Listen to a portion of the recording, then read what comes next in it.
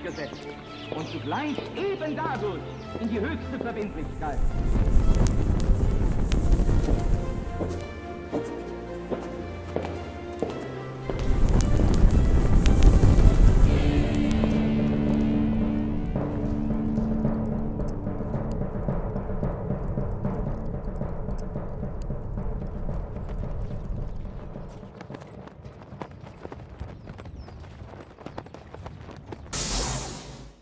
Sean todos ustedes muy bienvenidos a una nueva emisión de La Brújula, este programa que hacemos por Conclusión TV. Quien les habla, Lucas Carena, Pablo Davoli, un amigo personal a quien presento y siempre Lucas. Tengo el gusto de tener a mi lado aquí para compartir ideas, reflexiones, análisis en este programa que hacemos ya desde hace varios años, pero que hace relativamente poco está aquí en la pantalla de Conclusión. ¿No es así, Pablo? Todo bien, sí, así es. Buenas tardes para todos, buenos días o lo que corresponda. ¿Cómo estás? Muy ¿Todo bien, tranquilo? Muy bien, muy bien. Bien, Este programa se lo recordamos a quienes nos siguen, nos miran. Se consagra desde el primero, ¿no?, de todas sus emisiones a la Virgen de Schoenstatt, que es 3 veces admirable, es madre, es reina, es educadora de Schoenstatt. Así es. En ella depositamos un poco la confianza para que sea intercesora, ¿no?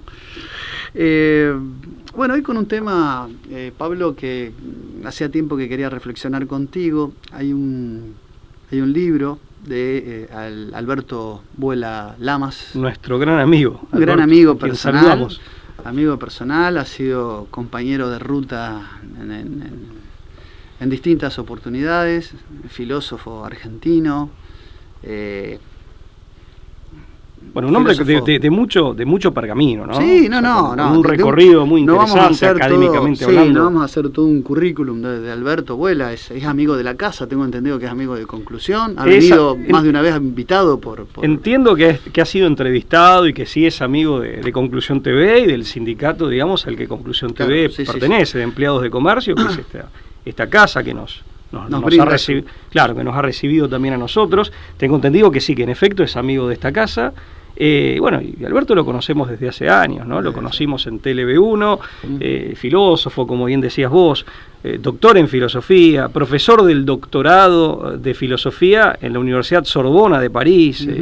Bueno, un académico que tiene muchos libros en su haber, de su autoría, un hombre de pensamiento propio.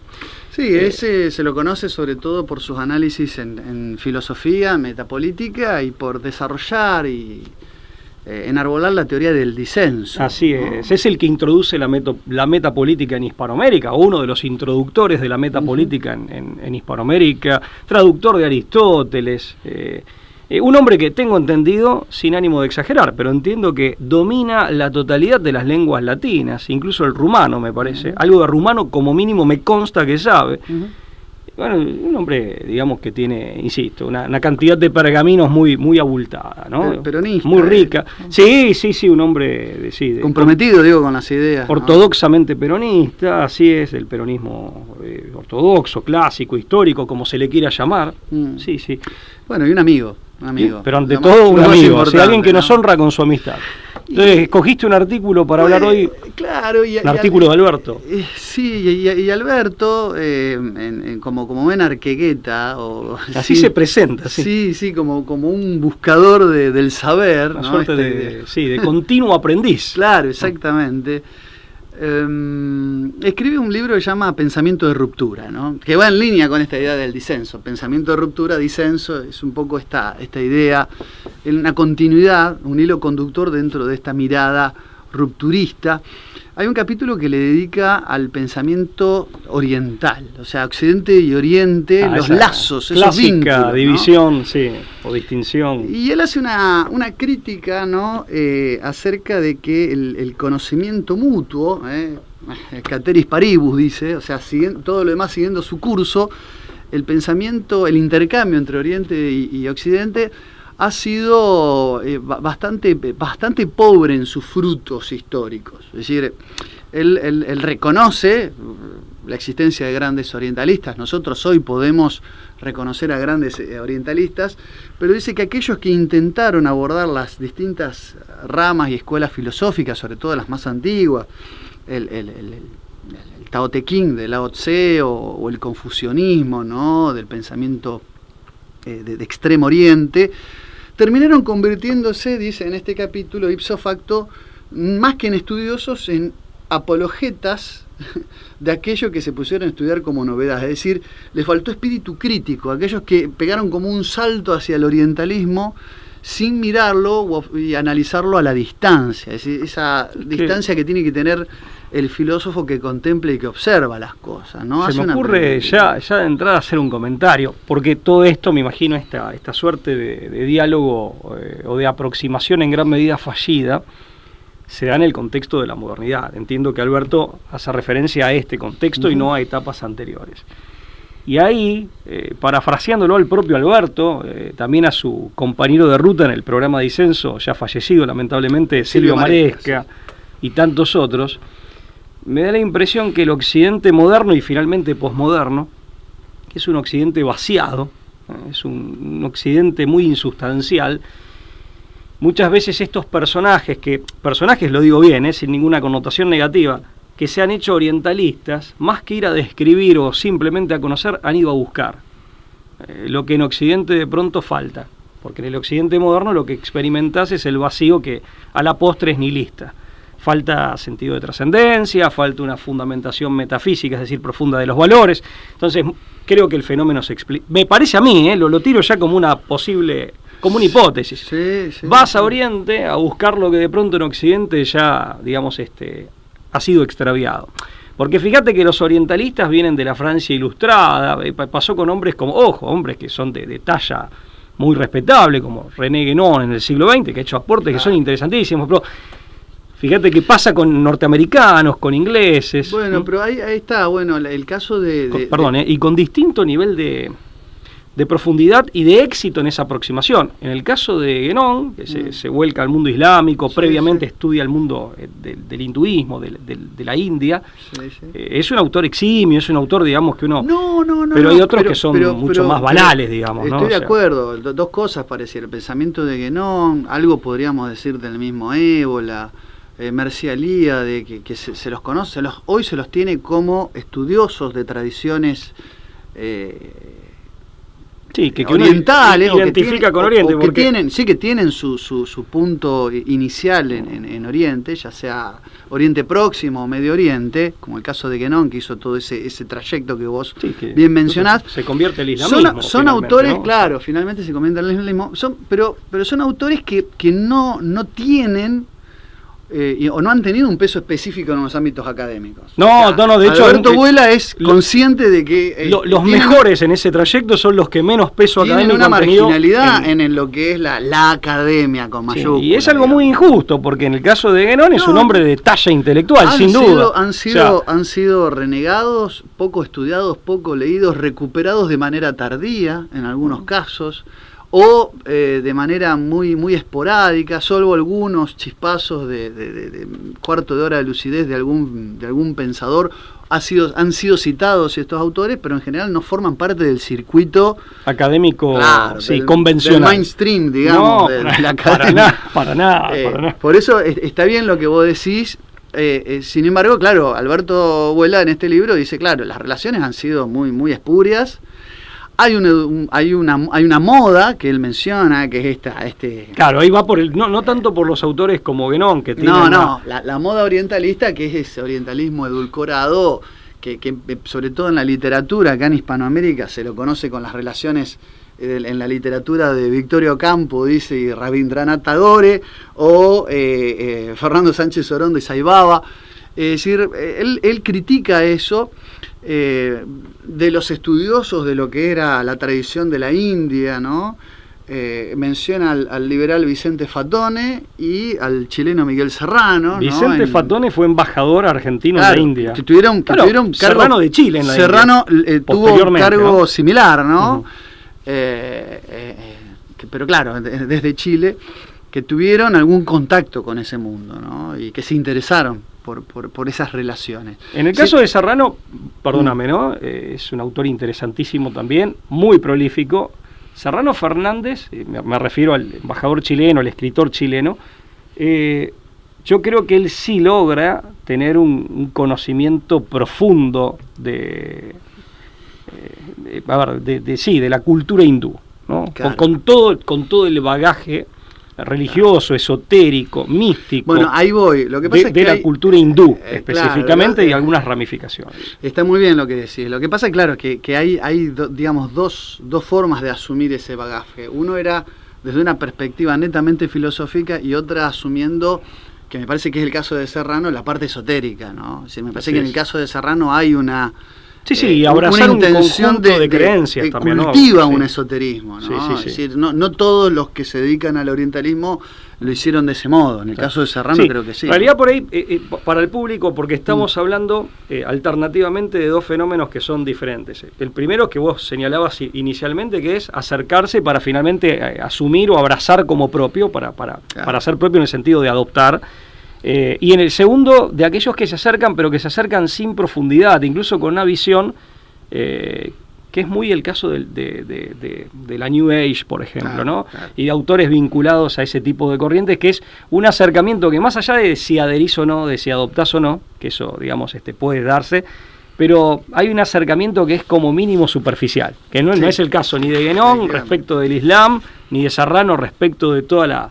Yo no diría ni solo cultura, la civilización hindú, ¿no? Porque es una civilización en sí misma. Sí. Bueno, para Alberto Vuela, él dice, stricto sensu, el primer filósofo que toma un contacto, y aparte el primer filósofo que sí está dentro, no de ese espectro que hoy podés encontrar en ámbitos, programas de estudio. Claro, en programas de estudio, que vos podés encontrar en un marco bibliográfico adecuado a la academia tal cual como la conocemos hoy. Y no tanto como merece, porque se le ha dado más importancia por él a Hegel, y yo creo que de pronto... Ahí está, ¿no? La controversia Hegel y Schopenhauer empieza con eso, ¿no? Y quizás es por eso que tiene el lugar que tiene Schopenhauer, porque en el fondo, digamos, durante el siglo XIX, después de 1830, ¿no? Después de que muere Hegel, hay como una suerte de vacío filosófico. O sea, el sistema hegeliano, con todos sus defectos que podemos incluso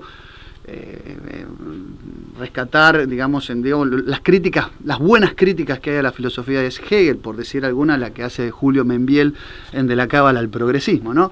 Pero la filosofía de Hegel como sistema filosófico integrador, y esta idea de todo lo real es racional y todo lo racional es real, deja un vacío filosófico que está, a mi criterio, y es una opinión, creo que impulsado por el propio Marx.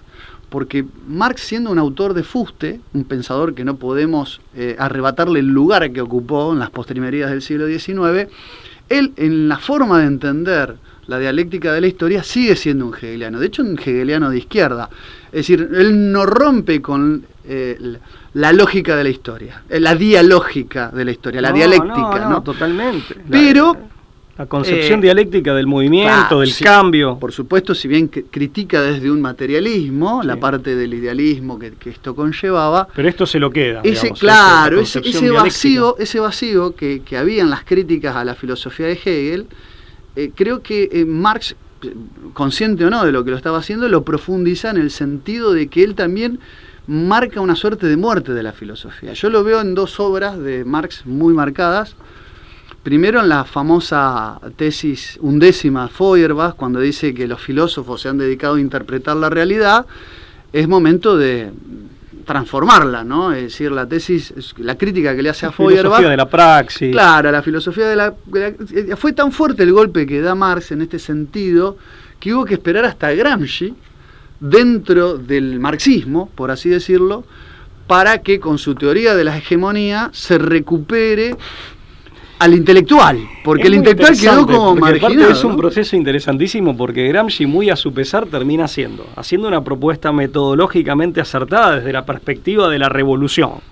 Como propuesta estratégica, pero es un heterodoxo, se convierte en un heterodoxo. Pero claro, al volver a la mirada a la superestructura, recién ahí el intelectual va a tener un protagonismo que había quedado. Pero aparte, su idea de hegemonía, en definitiva, pone en crisis la concepción del poder en la sociedad o en las sociedades según Marx. O sea, por eso digo, Gramsci, muy a su pesar, diseña una buena estrategia, pero esa estrategia implica poner en crisis postulados ideológicos propios. O sea que Bueno, y el otro golpe de Falcastro, bien digo, que da Marx a la filosofía en general, lo veo en un texto de por ahí de menos conocido, menor jerarquía, que es la miseria de la filosofía, que es la contestación a Proudhon del texto inverso, ¿no?, que llama La filosofía de la miseria, donde él directamente, en determinado momento del texto, habla de que la filosofía tiene que dar lugar a la economía como la nueva ciencia de la praxis social. Él hay como, quizás por una influencia, por eso después los filósofos marxistas recuperan al filósofo Marx de la juventud, no al influenciado por Engels, pero Marx acá en la crítica que hace a Proudhon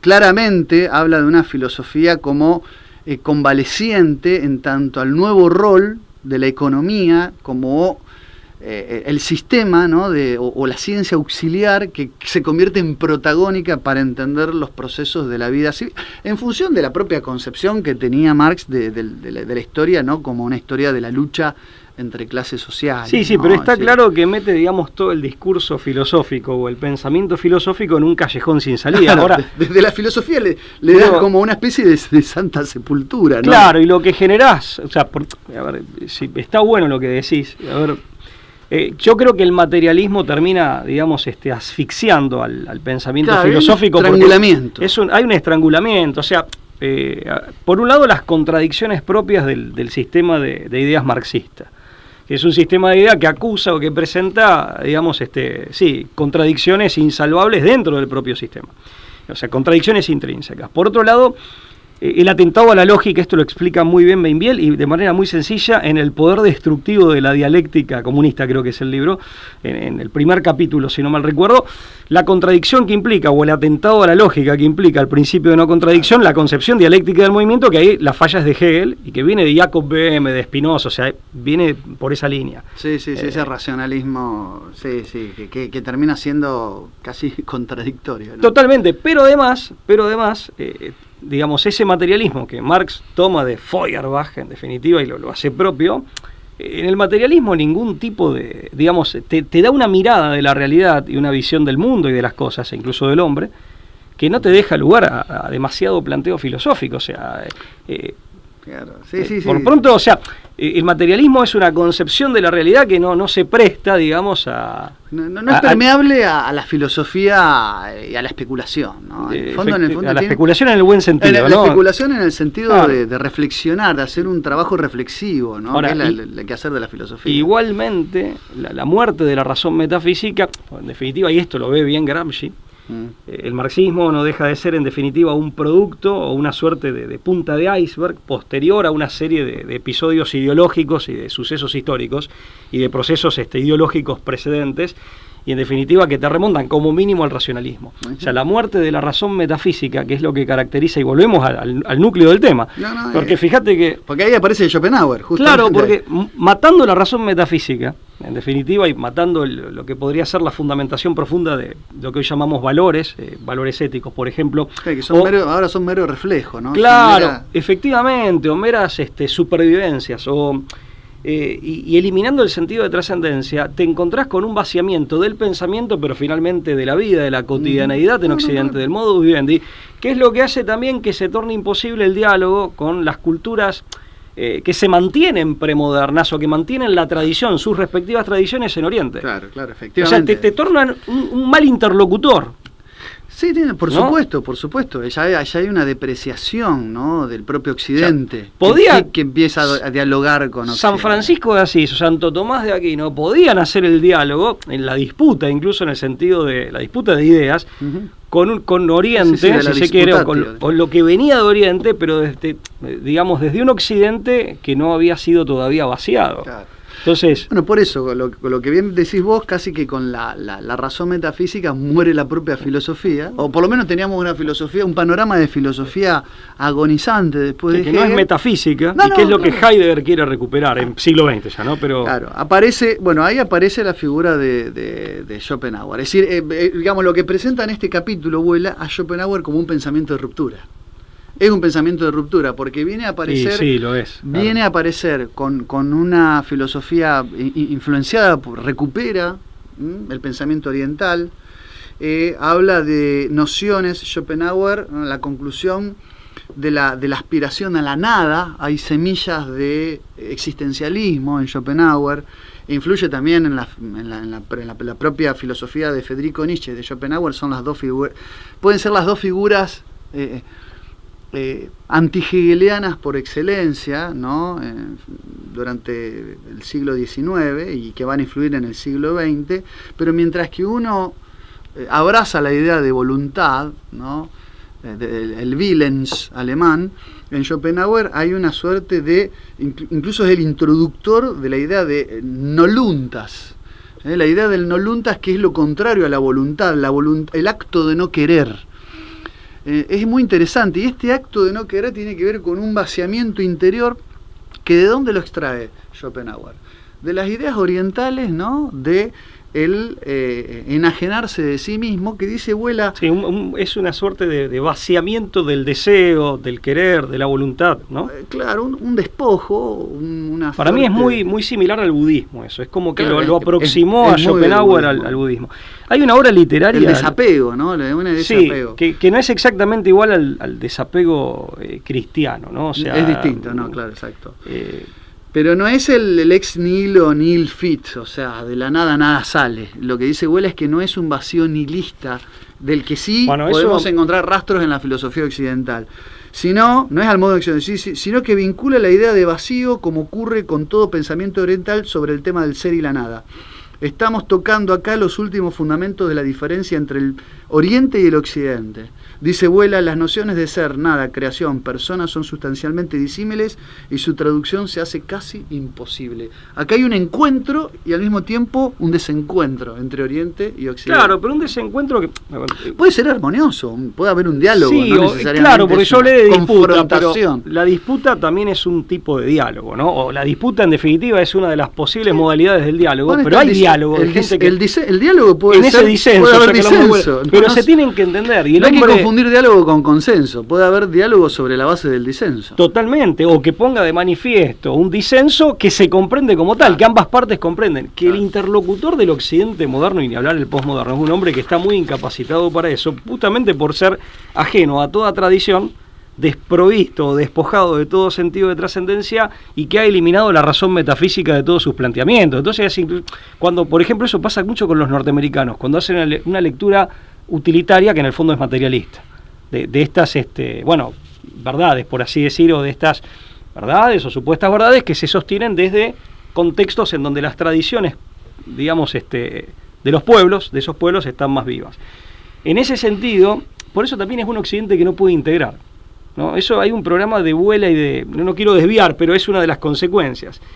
Esa imposibilidad del diálogo, justamente por estar parados en niveles existenciales y en miradas completamente diferentes de la vida, una inmanente y la otra trascendente, más allá de cómo se conciba esa trascendencia, es lo que hace que cuando vienen esos contingentes migratorios, amén de ciertas hostilidades que hay, ¿no? Que eso es inevitable, lo hemos hablado en este programa, es no inevitable, es algo conocido, no significa que sea inevitable, pero es algo que se sabía que podía pasar, pero bueno, y pasó de hecho. Pero más allá de eso, no hay nada que resulte atractivo como para poder producir un diálogo que finalmente dé lugar, aunque más no sea, a un principio, a un tramo inicial de integración. Es un occidente que en su vacuidad posmoderna no tiene nada que ofrecer a contingentes migratorios que provienen de civilizaciones diferentes, en donde hay como mínimo rastros vivos de tradición ancestral, que en Occidente están perdidos, por lo menos en ciertos sectores de Occidente, ¿no? Porque nosotros también somos Occidente, en definitiva, pero bueno, acá hablando de Europa Occidental, por ejemplo, o de Europa Central, parte de Europa Central. Pero, Lucas, en ese sentido, te quería decir, vos hablabas de Schopenhauer y la proximidad. Esa es la primera aproximación. Dice Vuela, esa es la primera aproximación filosófica que hay. ¿Sabés? Hay una novela que después hay una segunda, después vamos a decir cuál es la segunda. Bueno, no, es una postilla. Hay una novela muy interesante de Abel Pose. También hoy estamos con los diplomáticos. También, escritor y diplomático argentino, recientemente fallecido, que se llama El viajero de Agartha. Novela, yo soy de leer muchísimo, pero no soy de leer novelas. Sin embargo, esa novela la leí porque me regaló un ejemplar, y aprovecho para saludarlo, hace mucho tiempo que no lo veo, el psicólogo de Buenos Aires, y unguiano, tengo entendido, Juan Pablo Rey, a quien saludamos. Pero luego uno de mis libros. Es cierto. La conspiración de Medea es prologado por Juan Pablo Rey. Es cierto. De la escuela Aurum Argentina, le mandamos un saludo. Bueno, un gran amigo también. Muchos años atrás, creo que la primera vez que tuve, digamos, contacto, así, de conocerme con Juan Pablo, me acuerdo que él, en Buenos Aires, me regaló un ejemplar de esa novela. Insisto, yo soy de leer muchísimo, me la paso leyendo, pero no soy de leer novelas. Esa la leí con muchísimo gusto, y en El viajero de Agartha, que es una novela, digamos, ficcional, es una historia ficcional, aunque tiene como un contexto histórico real, digamos, está muy claramente graficada esta aproximación de Schopenhauer al budismo, ¿no? Sí, no, efectivamente hay una aproximación clara, no sé si es explícita, es decir, en su pluma él va a traer un orientalismo explícito, pero sí su antisistemismo filosófico, porque justamente la idea de Schopenhauer es romper con los grandes sistemas filosóficos. Es decir, está dentro, diría Humberto Eco, ¿no?, de los apocalípticos, los integrados, estaría dentro de los pensadores que no intentaban integrar todas las filosofías en un sistema. Como lo hay, de Aristóteles a Hegel hay intentos de integrar, hacer un sistema filosófico. En Schopenhauer hay como una especie de pensamiento crítico, pero asistemático, ¿no? Y digamos, con una pluma muy inteligente, muy hábil, pero no necesariamente si plantea interrogantes, no necesariamente busca alternativas de también solución. Son como mínimo, lo mismo que podemos decir de Nietzsche, son como mínimo el síntoma de que el sistema moderno como concepción del mundo y modo de vida no cierra. Claro. No cierra. Entonces son como mínimo, más allá de, y como decís vos, a veces es el aporte que hacen es más lo que ponen en crisis y el interrogante que abren que las respuestas que eventualmente puedan dar. Una cosa que no quería dejar pasar es, claro, porque yo dije, el anonadamiento cristiano tiene que ver, eso está mucho en San Agustín, en tantos otros, una renuncia al ego y a lo egótico, lo egoísta, egolátrico, etcétera, pero para finalmente llegar en la trascendencia, en la eternidad, a la divinización del yo. Que en el budismo entiendo, el budismo tiene muchas ramas también, y en esto quiero ser muy cauto, pero es en esa, digamos, esa distinción que acá por lo menos yo hago desde la perspectiva cristiana, se renuncia al ego por amor a Dios, por amor al otro, pero el yo queda divinizado, digamos, participa, digamos, en la eternidad. Claro. Eso el padre José Kentenich hablaba, ¿no? Y el maestro Eckhart en el medioevo, el padre José Kentenich de Schoenstatt en el siglo XX, en la eternidad, la divinización del yo. No, digamos, por participación, digamos, con Dios, no es que por comunión con Dios, no es que uno se hace Dios, eso sería una locura interpretarlo así, ¿no? Por supuesto. Bueno, el segundo momento, la segunda aproximación de la que nos vuela en pensamiento de ruptura entre Oriente y Occidente, se dan con habla de aproximación seria, distingue, vuela permanentemente, como tiene esa pluma tan crítica. Solo déjame decir esto porque no lo aclaré, porque en el budismo, al menos bajo cierta interpretación, el yo en el nirvana se diluye. No, claro, correcto. Sí, entonces, esa hay una distinción. Quería dejar esa. Esa segunda aproximación seria de la que habla Vuela, diferenciando de las poco serias, ¿no? Se da con la llamada Escuela de Kioto. Es decir, los japoneses se acercan a Martin Heidegger, ¿no? En el año 1921 concurre a Friburgo, de donde era Heidegger, un filósofo japonés, Hajime Tanabe, un filósofo muy interesante, miembro de la escuela, o relacionado con la escuela de Kioto, que hablaba de la metanoética, la filosofía de la metanoética. Fue doctorado honorario de la Universidad de Friburgo, ¿no? Y estudió, de hecho, con Husserl, y Edmund Husserl, y tuvo de tutor a Martin Heidegger, Tanabe. Y el precursor de esta escuela, de este movimiento de la escuela de Kioto, fue Kintaro Nishida. Es decir, vino a dar un seminario sobre Kintaro Nishida, un filósofo que fue el precursor de la escuela de Kioto, muy interesante. Y tras él, dice, en medida que pasaron los años, aparecieron muchos autores japoneses que vincularon el orientalismo con la filosofía existencial heideggeriana. Entre ellos el mismo Barón Kuki, que fue el que tradujo Ser y Tiempo al japonés, ¿no? El Barón Kuki, Kuki Yuso, del que habla Heidegger en un texto que se llama De un diálogo del habla entre un japonés y un inquiridor. Él habla con Tezuka, él habla con un discípulo, él habla con Tomio Tezuka, y hablan de su maestro, que era este Kuki, que había traducido la obra de Heidegger para los japoneses, para el mundo nipón. Para el mundo nipón. Muy interesante. Intercambio. Y dice, de este diálogo que duró desde 1921, de aquella avenida, ¿no?, de Tanabe, hasta la muerte de Heidegger en 1976,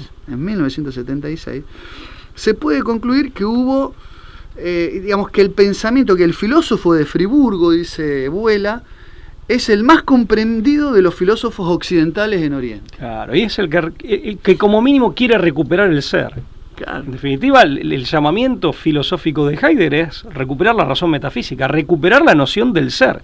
Comprensión que el mismo Heidegger, y esto lo aclara Vuela, el mismo Heidegger en su, digamos, en su parte más culminante, en el tramo más culminante de su vida, comprensión que él relativizó, porque él decía, no sé hasta qué punto términos que en alemán utilizo para expresar lo que digo son fácilmente trasladables. Las connotaciones. Claro, son trasladables al idioma de Japón. Heidegger, ¿no?, con con eso era particularmente meticuloso. Por lo menos la profundidad y consistencia de su pensamiento que se filosófico. Dice, no sé hasta qué punto el espíritu japonés puede entender mi obra, siendo que hay palabras que casi no pueden salir del propio idioma alemán, en realidad para cualquiera, ¿no?, que se sale del alemán. Sí, es una cuestión de traducción y de connotaciones que se van perdiendo en el camino de la traducción. Bueno, fíjate que el ser en el mundo, esas palabras. Bueno, en castellano lo guionás, en el castellano bien escrito, justamente. Y aún así es muy difícil de guionás, es que pones varias palabras separadas por guiones. El ser ahí, vos, ¿qué es el ser guión ahí? Sí. Es una cosa, una construcción que solo los alemanes, porque la forma de construir las palabras en alemán palabras complejas. Son palabras compuestas. Por eso son palabras kilométricas. Sí. Pero tiene, en ese sentido, el alemán tiene, una vez yo tenía un profesor de filosofía que le decía, ¿usted habla inglés? Y dice, no, solamente idiomas filosóficos, decía. Griego antiguo, latín y alemán. Bueno, yo aprovecho de mandarle un saludo a Frau Helga Eret, mi profesora particular de alemán, que no domino, que tengo algún conocimiento. Es un idioma difícil de uno algo toca de oído, pero no. Y eso que el castellano es una lengua muy rica, es mucho más rica que el inglés, pero sin embargo... Pero es distinta. Estos son los dos momentos dentro de la filosofía convencional, llamémosle académica, donde Oriente y Occidente se encuentran. Déjame decir una cosa para terminar. Termina tranquilo, ¿no? Por favor. En el fondo nosotros tenemos que entender que, digamos, los diálogos, ¿no?, entre el mundo occidental y el mundo oriental han sido muchísimos. Y a veces nosotros que hablamos siempre, y lo que siempre decimos desembosadamente, de nuestra mirada cristiana de las cosas, es decir, la Iglesia en esa catolicidad ha tenido y tiene a lo largo de la historia, actualmente tiene 23 ritos vigentes. Y de esos 23 ritos vigentes, muchos claro, creen que son, o hablan desde la ortodoxia católica y lo que hacen es solamente romanismo. La mayoría de los ritos católicos no son los ritos latinos, son los ritos orientales. Que hay mayor cantidad de católicos vinculados a los ritos latinos es verdad, pero en cuanto a cantidad y distribución de los ritos que hay, de los 23, la mayoría de los vigentes son de tipo oriental, o sea, están dentro de los ritos alejandrinos, el rito de Copto o de Etíope, o los llamados ritos antioquenos, ¿no? Pero los ritos que conocemos, que son los ritos latinos, en realidad estamos muy poco consustanciados. Incluso hay un rito como el hispánico, llamado el rito visigótico, benedictino, carmelita, cartujo, cisterciense, dominicano. Están los ritos por órdenes religiosas y los ritos por regiones, ¿no? Esa catolicidad. Es un mundo, realmente ese es el universalidad del catolicismo. Lo que pasa es que esa es buenísimo. Digo para ampliar, ¿no? También para ampliar la mirada. Porque no es el occidente patológico, desviado de la ilustración. Hermético. Claro, es el occidente que puede ser universal en cuanto a lo que puede brindar, y no en vano, digamos, el catolicismo se hace católico, la palabra es de origen griego y significa universal, digamos, conjugándose las enseñanzas evangélicas o desencriptando su sentido profundo, las enseñanzas evangélicas, con el bagaje de lo mejor de lo greco-latino. Lo que pasa es que si Occidente renuncia a eso, como se hizo en la modernidad, se convierte en este zombie, que es este Occidente cancerígeno incluso, que no puede dialogar con nadie. El que podía dialogar con todos, y el cristianismo es una muestra de eso, porque arraiga ahí para expandirse, pero no aparte, puede dialogar con nadie. Pero aparte después. esta idea, uno no discute la religión, dónde está la verdad revelada, pero el diálogo con Oriente es algo que nosotros tenemos que preservar. Ahora, con los orientes, porque no es lo mismo el mundo. No, por supuesto, o sea, hay que hablarlo en plural. Los orientes, ¿no? Es decir, le cabe lo de San Agustín, ¿no? Unir sin confundir y separar sin divorciar. Sí, efectivamente. Yo veo todavía, sin separar, sí, mucho católico güelfo que dice oriental satánico, ¿no? Y se rasga las vestiduras, casi farisaica. Incluso, a ver, porque también la distinción... Eso a mí me preocupa. La distinción, sí, a mí también, porque son miradas sesgadas, y la distinción incluso... No es buena. Es válida como distinción, sin separar, como decís vos, pero no deja de haber profundas raíces o vasos comunicantes muy profundos. O sea, bueno, el gibelinismo, claro, es booleano, las semillas de verdad. En Platón se condensa filosóficamente y se resume de manera magistral toda una tradición que en definitiva podríamos decir que es indoeuropea. Entonces, también hay todo un oriente que está en la raíz misma de lo europeo y finalmente lo occidental. Bueno, la concepción gibelina de lo católico, y yo cierro con esto, Pablo. Sí, yo no digo más nada. No, la concepción gibelina, la puerta que abre es entender que la idea de la epifanía, ¿no?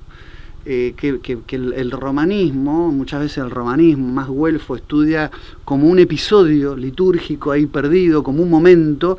La Epifanía habla de la puerta de que hubo muchas semillas de verdad en Oriente que no sabemos el alcance que tuvo, la profundidad que tuvo, ¿no?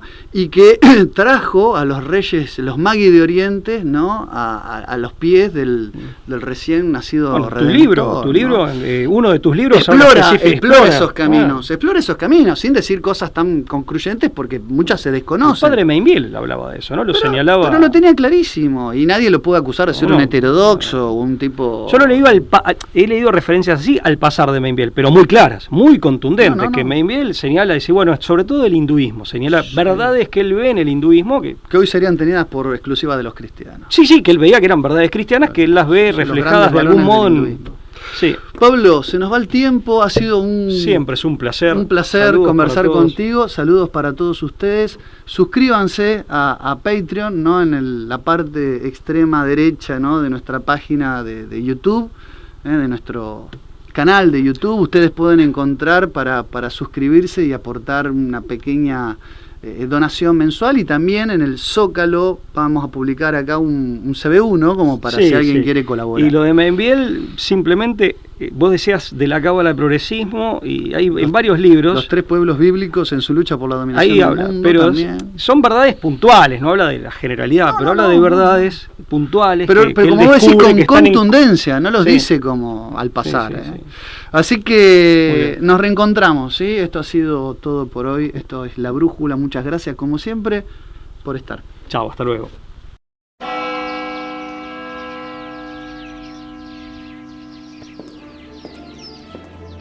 Freiheitsgesetz und zugleich eben dadurch in die höchste Verbindlichkeit.